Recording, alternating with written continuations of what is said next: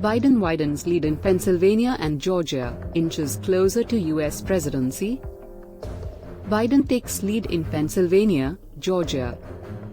Biden, who is expected to address the country later in the evening, had a 253-214 lead in the state-by-state electoral college vote that determines the winner and was inching towards securing the 270 votes needed in the remaining undecided swing states. In Georgia, which has 16 electoral votes and is a must-win for Trump, Biden leads by 4,235 votes. The Democrat first surpassed Trump in the state vote count on Friday morning as ballots continue to be counted. Trump's lead in Georgia dwindled after Election Day when state officials began processing mail-in ballots, a form of voting that has skewed heavily in Biden's favor after Trump spent months claiming, without proof, that voting by mail would lead to widespread voter fraud. Georgia Secretary of State Brad Raffensperger said at a news conference that while the focus remains on counting every legal vote and recording them accurately, he expects a recount in the state given the narrow margin, which would be allowed under state law. In Pennsylvania, which has 20 electoral votes, Biden holds a lead of more than 13,000 votes over Trump. Biden's lead in Arizona stood at more than 41,000, and he was still ahead in Nevada by more than 22,000 votes. Biden would become the next president by winning Pennsylvania, or by winning 2 out of the trio of Georgia, Nevada, and Arizona.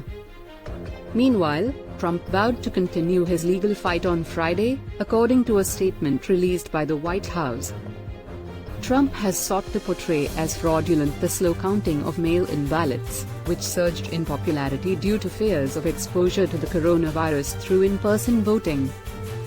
As counts from those ballots have been tallied, they have eroded the initial strong leads the president had in states like Georgia and Pennsylvania. States have historically taken time after Election Day to tally all votes.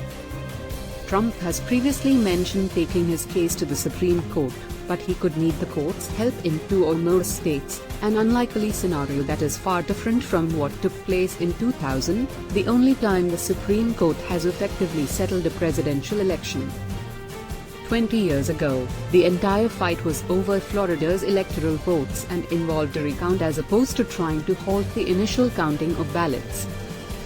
In an extraordinary assault on the democratic process, Trump appeared in the White House briefing room on Thursday evening and without basis alleged that Democrats could try to steal the election from us if illegal votes cast after Election Day were counted.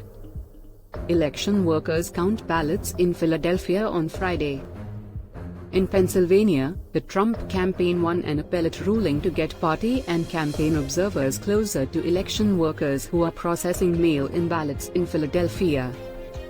But the order did not affect the counting of ballots that is proceeding in Pennsylvania and elsewhere, as elections officials are dealing with an avalanche of mail-in ballots driven by fears of voting in person during a pandemic.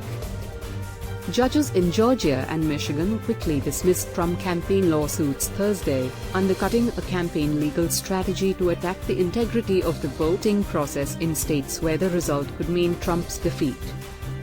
Protesters crying foul over closely watched vote counts rallied outside tabulation centers in Phoenix and Detroit on Friday. Roughly 200 Trump supporters gathered for a third straight day in front of the elections center in downtown Phoenix, where hundreds of workers are still processing and counting ballots.